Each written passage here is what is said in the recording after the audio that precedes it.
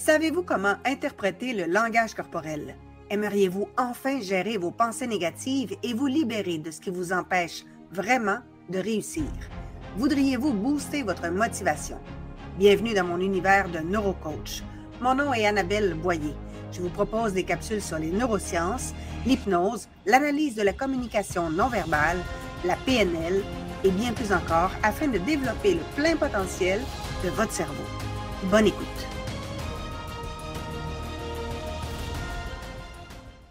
On retrouve Annabelle Boyer en ce début de semaine pour d'autres secrets du cerveau humain. Comment vas-tu, Annabelle?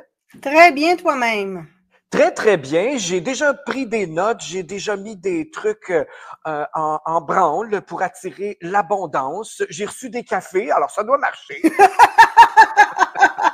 C'est merveilleux quand on change notre façon de penser, parce qu'il est possible de reprogrammer son cerveau, parce que ce n'est pas la même réalité qu'autrefois, dans laquelle on a grandi, on s'est surtout imprégné de la pensée des autres, puis on a répété ces comportements-là. Mais quand on est adulte, ben on prend nos propres décisions et puis il n'est pas nécessaire de reproduire ce qu'on a appris. Ça ne veut pas dire que ça nous convient.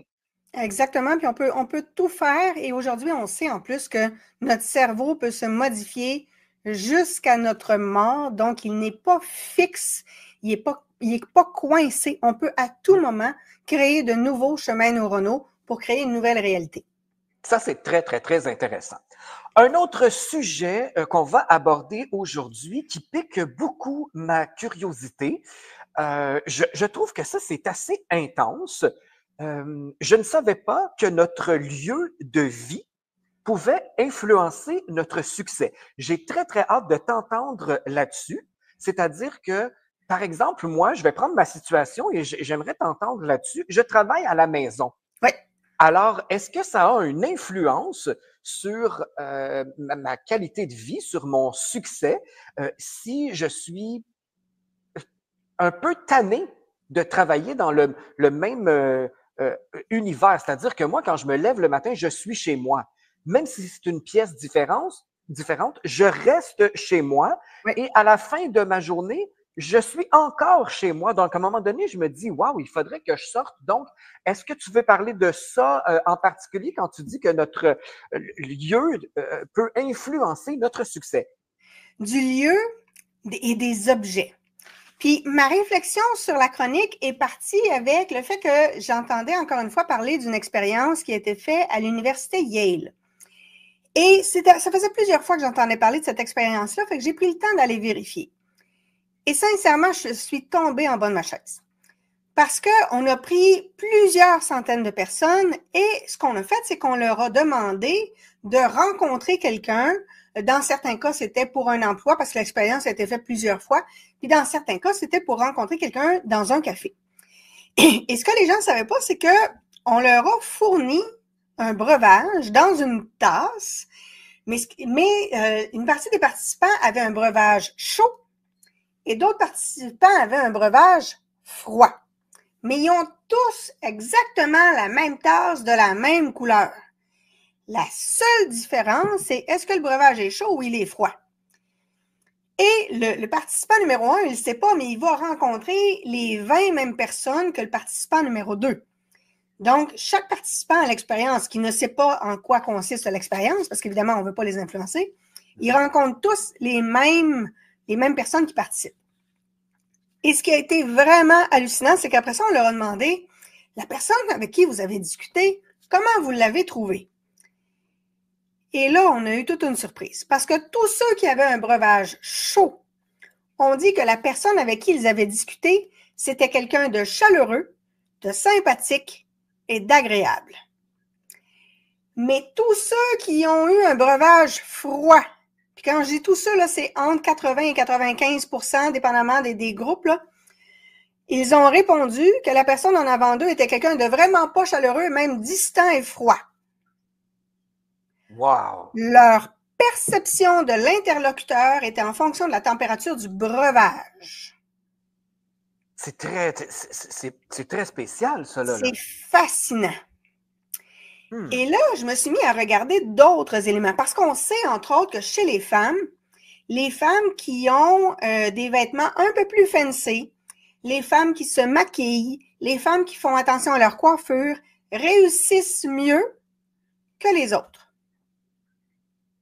À un point tel qu'au Japon, les femmes sont pas non seulement encouragées, mais sont fortement sollicitées pour porter des talons hauts en affaires.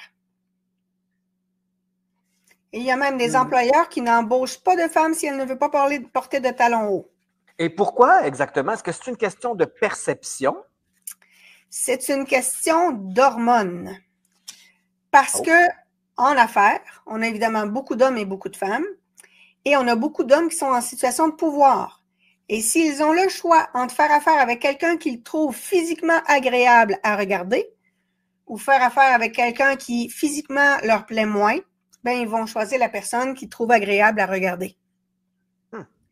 Donc ça aussi, ça vient, mais ça fait longtemps qu'on le sait. Écoute, j'étais à l'université, j'avais pas d'enfants, mes enfants sont dans la vingtaine, fait que ça te donne une idée. Ça fait longtemps qu'on le sait. Par contre, pour le breuvage, ça fait pas longtemps qu'on le sait, mais on s'est rendu compte aussi que le fait qu'il y ait des fenêtres dans les bureaux, c'est un facilitateur. Parce qu'on s'est rendu compte que les gens qui travaillent dans des sous-sols pas de fenêtres font plus d'anxiété, plus de dépression et sont plus sujets à la distraction que les gens qui ont des fenêtres.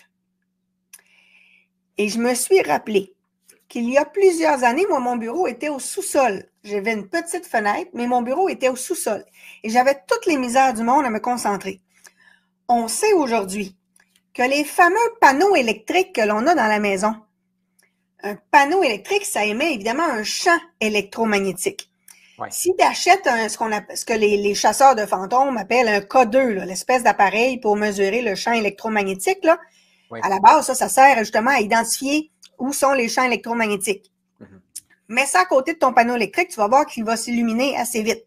Ouais. Mais ce qu'on sait, c'est que si ta tête est proche d'un panneau électrique à moins de 2 mètres, tu vas avoir des maux de tête, des migraines, de l'anxiété, des hallucinations auditives, des hallucinations visuelles.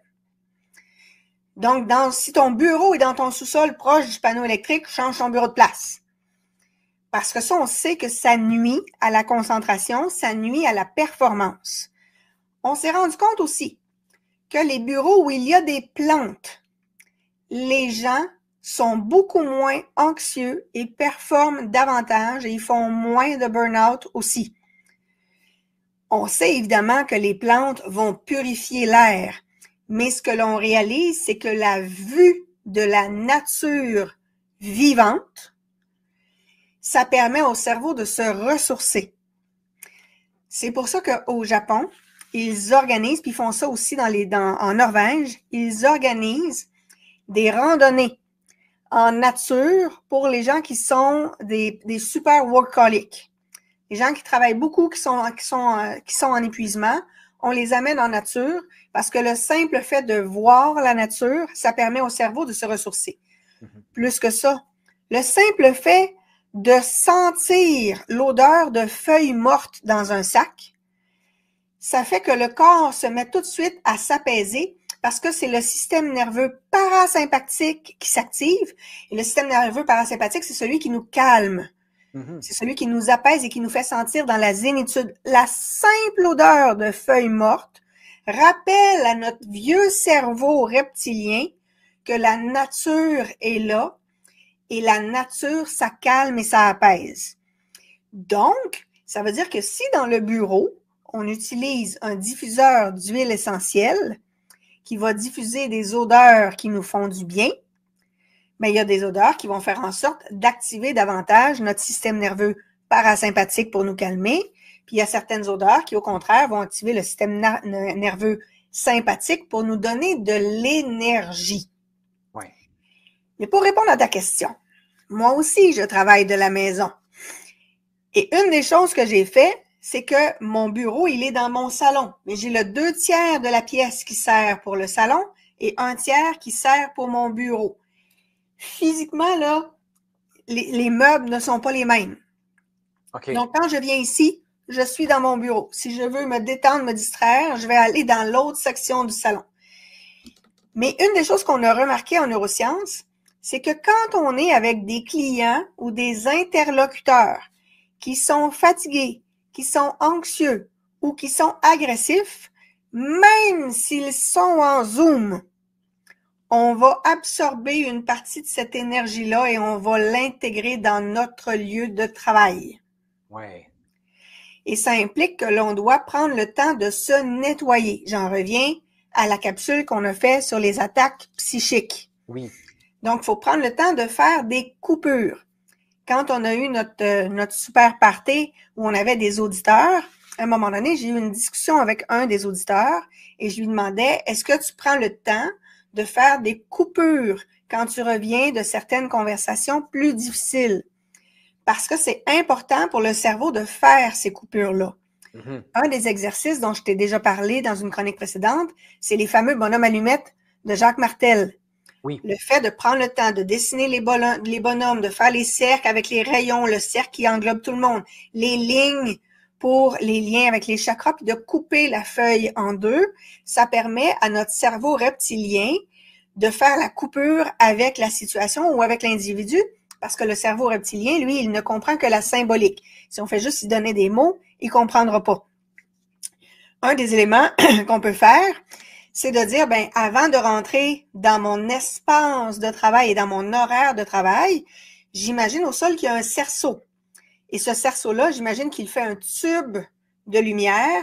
Et cette lumière-là, elle va me purifier, elle va me nettoyer. Et quand je me sens prête, j'entre à l'intérieur de ce cerceau imaginaire-là et j'imagine que toute cette lumière-là me nettoie. Et j'imagine que ce cerceau-là de lumière va être avec moi toute la journée. Et à la fin de la journée, je refais le même exercice pour être certaine de ne pas avoir rien amené avec moi. C'est comme une bulle protectrice. Exactement. Mais ça implique que de temps en temps, si j'ai un client qui est par exemple en dépression, qui est vraiment dans une énergie lourde, mais là, je vais prendre le temps de faire, par exemple, du Ho'oponopono, ou je vais faire une visualisation, ou je vais faire une méditation, ou je vais faire une prière de purification. Si vous regardez sur Internet, si vous allez sur YouTube, vous tapez prière de purification, vous allez en trouver plusieurs. Et vous faites simplement la laisser jouer en arrière-plan et vous, en même temps, vous vous concentrez sur d'autres choses. Mm-hmm.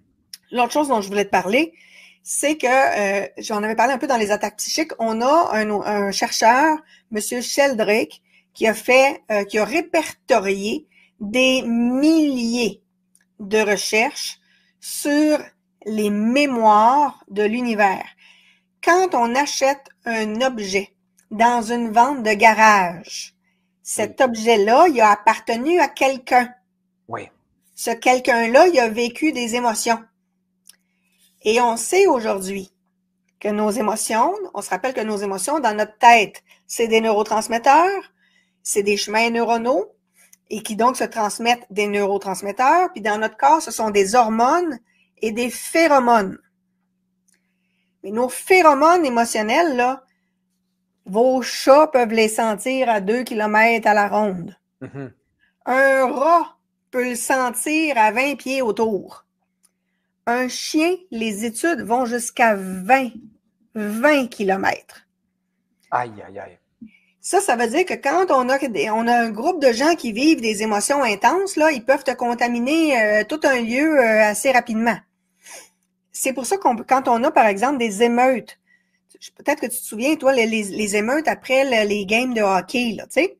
Oui. Quand ça dérape, là, ça dérape solide et on comprend pas pourquoi il y a des gens qui, en temps normal, ont un comportement sain qui, tout d'un coup, embarquent dans ce que font les casseurs. Mm-hmm. On a un effet de groupe qui embarque. Mais l'effet de groupe, il est lié au fait qu'on est en groupe, il n'y a plus d'inhibition, mais en plus, on a des casseurs qui vont dégager des hormones et des phéromones d'agressivité et ça va contaminer tout le monde autour. C'est ça, ça se propage et puis les gens s'imprègnent de cette énergie-là, ce qui les fait agir de façon semblable. C'est très intéressant ce que tu dis, Annabelle, parce que moi, je me rappelle dans un atelier de croissance personnelle, on se fermait les yeux et il y a le petit groupe là s'échangeait des objets. Moi, j'avais donné mon bracelet à quelqu'un. j'avais reçu une boucle d'oreille de quelqu'un et là, on ressentait l'énergie que la personne avait placée involontairement. C'est inconscient, l'énergie qui se dégage dans nos objets. Mais moi, j'avais perçu plein de choses et on gardait les yeux fermés puis on disait, bon, OK, moi, la boucle d'oreille était dans ma main. Qu'est-ce que je ressens en ayant cette boucle d'oreille-là? Eh bien, c'est comme si je décrivais la personne, les états d'âme de la personne qui s'était imprégné dans l'objet. Mais c'est magique, là. C'est puissant. Oui, puis aujourd'hui, il y a de plus en plus de recherches. Pendant les fêtes, j'ai fini la lecture du livre de Dean Radin, un peu ardu à lire parce que là, on est vraiment dans des recherches scientifiques. Mais lui aussi, il va justement sur nos capacités de notre cerveau à percevoir ce que l'œil, lui, ne perçoit pas nécessairement. Et on se rend compte qu'on est en effet très réactif aux énergies des lieux, des gens, des objets. Puis Sheldrake, lui, il est vraiment allé chercher toutes les recherches qui se faisaient là-dessus et à travers le monde, là, il s'en est fait beaucoup. Et tu sais, des fois, on entend parler de un tel est allé se procurer une boîte à 10 books sur le marketplace, ou il y en a un autre qui est allé chercher une poupée qui serait hantée. Mais quand on est dans cette énergie-là, sur le plan cérébral, là, notre inconscient, lui, il fait un switch. Il se met dans un mode de je vais voir si je peux expérimenter quelque chose de paranormal. Ce qu'il faut faire attention, c'est que même si on a des gens qui font ça pour le plaisir en se disant il se passera jamais rien, c'est comme le Ouija, là, il se passera jamais rien, blablabla. Ce qu'on ne sait pas, c'est quelles sont les croyances limitantes inconscientes qui sont dans le système réticulé activateur. Parce que si dans mon système réticulé activateur, à l'âge de 4 ans, j'ai vu une scène d'un film d'horreur ou une scène de film paranormal qui s'est imprimée dans mon inconscient, mon conscient s'en souvient pas. Mon conscient, il sait pas que j'ai une croyance limitante par rapport à ça. Mais à partir du moment où je vais être mis en contact avec quelque chose qui va réactiver ce souvenir-là, bien, mon cerveau peut créer énormément de choses. Et il peut créer des hallucinations auditives, il peut créer des hallucinations visuelles, il peut créer le drainage de mon énergie, il peut créer tout ce qu'il veut. Donc, il faut faire extrêmement attention à tous les objets que l'on a dans la maison. Je ne suis pas particulièrement connaissante de Feng Shui, mais en Feng Shui, évidemment, on va dire que c'est important que la porte d'entrée soit pas tout à fait vis-à-vis le divan qui est dans le salon. Puis il faut pas que ton lit soit tout à fait dans le même angle que la porte. Il y a plein d'éléments que les Japonais, pas les Japonais, mais les Chinois prenaient en considération. Ouais. Mais sur le plan des neurosciences, on sait qu'il y a quand même énormément d'éléments qui sont importants. La vraie lumière a son importance. Les plantes ont leur importance. Et le fait d'avoir un lieu qui sert pour le travail et qu'on est capable de le distinguer du reste, c'est important. J'ai vu certains collègues qui, quand ils se mettaient au travail à la maison, enfilaient une veste ou un veston particulier pour avoir le sentiment de rentrer au travail. Et donc, au moment de quitter la chaise, ils enlevaient la veste ou le veston pour avoir le sentiment de quitter ce lieu de travail-là. Oui. Je connais une collègue qui, elle, va faire une purification énergétique de son lieu de travail avant d'y rentrer et elle va la refaire en sortant. En PNL, on va faire un exercice d'ancrage pour être sûr que tu rentres avec une énergie positive et quand tu ressors, de t'assurer de ne pas être drainé de cette énergie-là. Ouais. Donc ça, on sait que ça fonctionne réellement. Et dans le livre de Sheldrake, c'est une grosse brique qui s'appelle « Les mémoires de l'univers ». Là-dedans, vous allez retrouver plusieurs recherches super intéressantes. Et il y a des éléments aujourd'hui qui sont plus ou moins connus. Par exemple, pendant longtemps, les gens utilisaient des bougies avec une odeur particulière. Aujourd'hui, on sait que les composantes d'une chandelle, c'est cancérigène. Ouais. Alors que si on revient à des chandelles plus naturelles, faites à base de cire d'abeille ou faites à base de soya, ça, c'est plus sain, évidemment, pour le corps. Et quand on fait brûler des bougies, évidemment, c'est pas bon pour les animaux parce que eux vont réagir encore plus fortement. Il faut savoir que les animaux ont un odorat beaucoup plus développé que le nôtre. Hein? Les chats ont un odorat 14 fois plus développé que l'humain. Ouais. Donc, ça aussi, il faut y faire attention. Donc, et c'est important aussi de faire circuler l'énergie dans la maison. Donc, de temps en temps, d'ouvrir les fenêtres pour faire circuler l'air aussi. Même en Parce hiver. que quand on travaille à la maison, évidemment, on respire toujours le même air et ça devient de l'air vicié. Dans les tours à bureau, on avait remarqué que après un certain temps, le système de filtration d'air faisait plus son travail et bizarrement, dans certaines périodes, on avait entre 60 et 65% des gens qui avaient une grippe, un rhume, une bronchite, une pneumonie, une amygdalite, une otite ou une sinusite. Parce qu'inévitablement, ça circulait dans la maison. Mm-hmm. Aujourd'hui, c'est la même chose. Quand on travaille à la maison, si on n'aère jamais la maison, ça aussi, ça va poser problème. Donc, il y a plusieurs éléments qui sont à considérer pour être sûr d'avoir une expérience la plus agréable possible. En effet. Évidemment, des fois, on a de la misère à se dire avoir une pièce qui est consacrée au travail. Comme dans ce temps-là, vous faites comme je fais ici. Moi, comme je te dis, moi, avant, mon bureau était au sous-sol, mais à un moment donné, j'ai bien compris que le panneau électrique, c'était vraiment pas une bonne idée. Et le fait qu'il y avait moins de luminosité aussi. L'autre chose qu'il faut faire très attention, c'est les couleurs. Ah. Parce qu'on sait que les couleurs sont perçues par l'œil et donc par le cerveau d'une certaine façon. Fait que si tu veux avoir de l'énergie, tu vas utiliser par exemple le orange. Si tu veux t'apaiser, te calmer, le vert et le bleu sont plus propices. Dans les restaurants, on utilise beaucoup le rouge dans les menus parce que ça donne de l'appétit et ça fait passer à l'action. Donc, ça fait manger plus les clients quand on utilise du rouge. Mais il y a un contre-coup, c'est que les gens sont aussi plus agressifs avec du rouge. Ah oui. C'est pour ça que dans les hôpitaux, on va utiliser du petit rose pâle, puis du petit bleu pâle, puis du petit vert pâle. Oui. Parce qu'on veut calmer le plus possible. On s'est rendu compte aussi que les lieux qui sont blancs partout, ce sont des lieux où les gens ont plus tendance à ressentir la fatigue. Donc, la lumière a une importance. Et c'est pour ça aussi que les vêtements, la couleur des vêtements va avoir une importance. Donc, dépendamment de votre état de la journée, si vous avez peu d'énergie en vous levant le matin, ben mettez une couleur vivante. Justement parce que là, inévitablement, on voit toujours la couleur de nos vêtements au niveau des manches, au niveau des épaules, au niveau de notre ventre. On la voit, cette couleur-là. Puis quand on est en Zoom, mais en plus, on se voit. Ouais. Donc, la couleur va aussi avoir un impact. Moi, tu vois, mes dossiers derrière moi, mes dossiers sont verts. Et je fais exprès. Mes dossiers clients sont tous en vert. Donc, tout va bien. Je prends jamais de dossier rouge ou de dossier noir ou de dossier gris. Je fais hyper attention à toutes les couleurs partout. J'ai un cerceau de lumière, il est orangé parce que ça fait le même éclairage que dans le sud. Donc, ça aussi, c'est un élément important. Autre élément important, les sons. Toi, t'aimes la musique. Tu sais très bien à quel point certaines musiques nous mettent en énergie et certaines musiques nous rendent agressifs. Ben oui, ça nous influence énormément. Énormément. Et ça veut dire que si, par exemple, moi, je vais avoir une cliente tout à l'heure qui va venir chez moi, c'est certain qu'il va y avoir une musique en arrière-plan.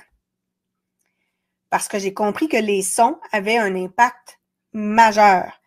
Mais chez vous, est-ce qu'il y a des sons dérangeants?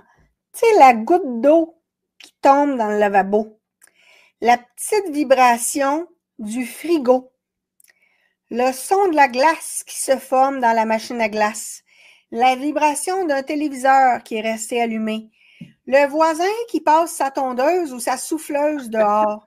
Oui. Tu sais, quand toi et moi, on enregistre quelque chose puis que le voisin décide qu'il sort avec sa tondeuse ou sa souffleuse, on s'entend-tu que c'est plus agressant? Exactement. Alors, ça nous influence, ça a un impact sur notre humeur, le cours de notre journée. Le temps passe vite. Annabelle, je veux juste clarifier quelque chose avec toi parce que moi, comme je l'ai dit en début de chronique, je travaille de la maison. J'ai mon petit studio de radio. Évidemment, c'est une pièce fermée. Elle est insonorisée. Bon, je l'ai adaptée à un studio de radio, mais c'est quand même chez moi. C'est pas depuis la radio que je travaille à la maison. J'ai toujours eu mon bureau chez moi. quand je disais aux gens que j'aimais telle couleur, telle odeur, que c'était important de choisir un bel environnement, un bel appartement, ben, je me faisais dire, ben voyons, c'est psychologique, c'est dans ta tête, ça, peu importe où tu vas être, c'est ton état d'esprit, il n'y a rien qui peut t'influencer. Tu réponds quoi à ça? Parce que j'ai l'impression que c'est pas vrai là, que quand je me suis fait dire ça, c'était pas vrai. J'avais raison de vouloir que mon environnement soit propice à ce que j'aille bien. C'est pas une question de caprice, là. C'est pas parce que je veux un château, c'est parce que je veux bien me sentir dans mon environnement et ça influence mon succès. Et c'est super important. Je vais te raconter une anecdote. Il y a plusieurs années, quand j'avais pas encore d'enfant, je travaillais pour une grosse firme à Montréal. Et on m'avait dit, bon, ben, on va te donner le bureau, on va t'installer dans le bureau avec un collègue. Il y a des grandes fenêtres, mais tu vas voir, c'est un solarium l'été, c'est chaud, c'est insupportable. Je ne sais pas comment tu vas faire pour travailler. Et on était donc 2 dans ce bureau-là, puis il y avait une espèce de table entre nous 2. C'est un plafond suspendu. Fait que moi, j'avais apporté 14 plantes. Des plantes qui étaient donc en avant de moi parce que c'est là où était la fenêtre et entre mon collègue et moi, mais des plantes qui étaient suspendues. C'était comme si on était au jardin botanique. Il y en avait partout. Puis à ce moment-là, les associés trouvaient ça un peu bizarre, mais ils m'ont laissé faire pareil. Ça a pris 2 jours. Ils étaient en train de négocier un gros contrat avec un client. Puis le client était plus ou moins à l'aise, plus ou moins content, pas trop sûr. Et là, il vient pour aller dans le bureau du gros président là, de l'organisation et du coin de l'œil, il voit une de mes plantes. Puis là, il dit à voix haute, « Ah, il dit, vous en avez une qui aime les plantes ici? » Et le président a eu l'idée de dire, « Ah oui, c'est Annabelle, elle n'a pas rien qu'une, venez, je vais vous le montrer. » Il rentre dans mon bureau, puis il voit mes 14 plantes. Écoute, j'avais des plantes exotiques, parce que là, j'avais d'énormes, c'est vrai qu'il faisait chaud, j'avais d'énormes fenêtres qui allaient jusqu'au plafond, qui faisaient tout le mur. C'était vraiment un solarium l'été, ça hallucinait comment il faisait chaud, je pouvais travailler en camisole tellement il faisait chaud. Mais j'avais donc des grosses plantes exotiques magnifiques avec des grosses feuilles, là. Et le client, juste de voir les 14 plantes, son attitude a changé complètement. Il a signé le contrat dans les 10 minutes. Wow! Après ça, dès que les associés recevaient un nouveau client, ils proposaient « Voulez-vous un café? Venez, je vais vous faire visiter le bureau. On va commencer par le bureau d'Annabelle. » T'étais une valeur sûre. Écoute, c'était un rituel, puis mon parrain m'avait fait une espèce d'armoire en bois qu'il avait fait à la main pour mettre mes sachets de tisane. Et j'avais eu l'autorisation de l'accrocher au bureau. Fait que là, c'était encore mieux parce que je devais avoir une trentaine de sortes de tisanes différentes. Fait que pour les clients qui buvaient pas de café, Annabelle, elle a de la tisane, puis Annabelle, elle a les plantes. Il faisait les négociations dans mon bureau. Et pourtant, tu es la même personne Voilà. avec les mêmes compétences, mais c'est toute une question de perception, d'environnement. Exact. Moi, je me rappelle, là, ça avait fait parler aussi dans mon entourage. C'est que moi, à mes débuts, là, j'avais pas tant d'argent et j'avais une petite voiture là, tu sais, qui impressionnait personne. Alors, je me stationnais à quelques coins de rue pour pas que les gens voient dans quoi je me déplaçais, pour pas que ça les influence, puis qu'ils disent « Oh mon Dieu, lui, il en arrache. » Et ça peut paraître prétentieux ou, dans le fond, ça change pas qui je suis, mais ça influence, ça résume un peu ce que tu viens de dire par rapport à l'entreprise où tu travaillais. Écoute, j'ai un de mes amis qui me racontait que il y a je pense que c'est sa conjointe qui travaille comme courtier immobilier. Et elle avait 2 véhicules. Quand elle allait voir un client anglophone, elle prenait sa Porsche. Oh, Quand elle allait voir un client francophone, elle prenait la BMW. Elle ne OK. pouvait pas prendre la Porsche pour aller voir des clients francophones parce que les clients francophones partaient avec l'idée, elle fait de l'argent, donc elle doit nous crosser tout le monde. Alors que les anglophones, eux autres, ils disaient, elle fait de l'argent, elle va me montrer comment en faire plus. Wow! Hey, je savais pas ça, Deux que les mentalités francophones dans la et même les anglophones. province! Ben oui. Complètement différent. Mais en effet, le véhicule changeait. Puis elle est habillée de la même façon, là. Elle est coiffée de la même façon. à la même tête, là. Mm. Mais le simple véhicule changeait tout. Donc, en effet, le véhicule, le lieu, ça peut tout changer dans notre réussite. Et ça ne veut pas dire que c'est malsain, que c'est sain. C'est vraiment, c'est quoi? C'est le cerveau qui est fait comme ça, qui fait des associations? On fait en effet ce qu'on appelle des associations psychologiques. Donc, dans notre enfance, si on a associé des éléments avec de la réussite, bien, à l'âge adulte, on fait la même chose. Mais on a des éléments qui sont même pas reliés à des souvenirs. On a des éléments qui sont programmés dans notre cerveau reptilien. Dans notre cerveau reptilien, la nature, ça active automatiquement le système nerveux parasympathique qui nous calme. Et ça, toutes les études le démontrent. Donc, c'est même pas associé à des souvenirs parce qu'on a des gens qui avaient jamais été en nature, mais pourtant, la vue d'une forêt, ça fonctionnait très bien. Et je me souviens, moi, quand j'étais enfant, on allait chez un dentiste qui avait eu l'intelligence, dans sa salle d'attente, de mettre une tapisserie sur un mur qui représentait une forêt. Parce que comme ça, les gens qui aiment pas aller chez le dentiste, mais le temps qu'ils attendaient, au moins, ils pouvaient regarder la forêt.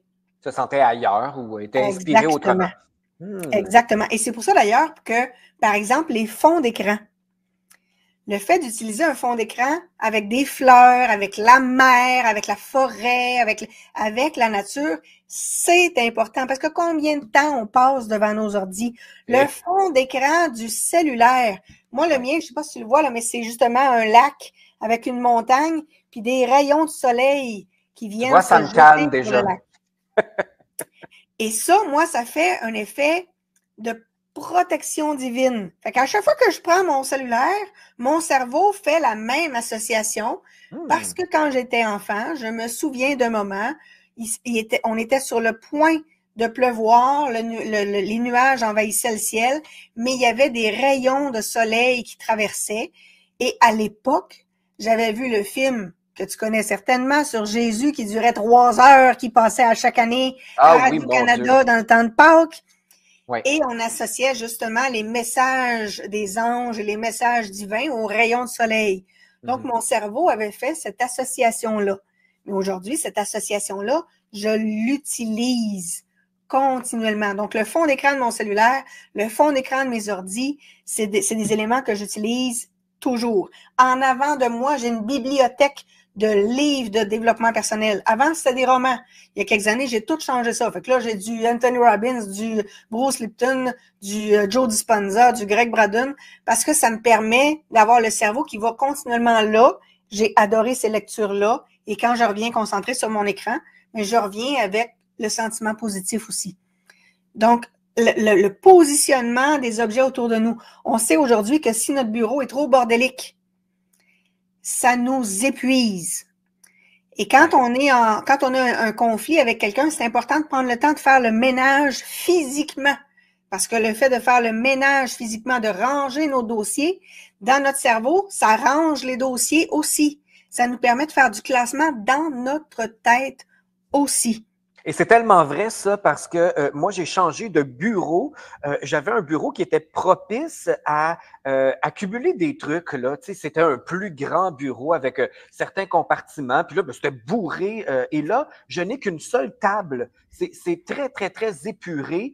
Et ça a changé aussi. Je me sens beaucoup plus épuré moi aussi. Je veux dire, je vois moins de dossiers accumulés, je vois moins de notes parce que j'ai pas de place pour les mettre. Donc, c'est plus clair dans ma tête. C'est merveilleux. C'est une chronique très instructive, comme toutes les chroniques d'ailleurs.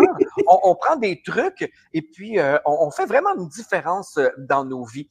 Quand on a besoin d'accompagnement, eh bien, on peut te consulter. On peut faire appel à tes services. On peut aller sur ton site internet annabelle-boyer.com ou on peut te trouver facilement sur Facebook, sur ta page Annabelle Boyer, conférencière, auteure. D'ailleurs, tu as des ouvrages aussi en librairie qu'on peut se procurer ou via ton site Internet. Alors, tout ce qu'on veut, nous, c'est de devenir une meilleure personne. À chaque semaine, on découvre les secrets du cerveau humain et c'est vraiment fascinant. Merci beaucoup, Annabelle. Je te souhaite une très belle semaine. Merci beaucoup.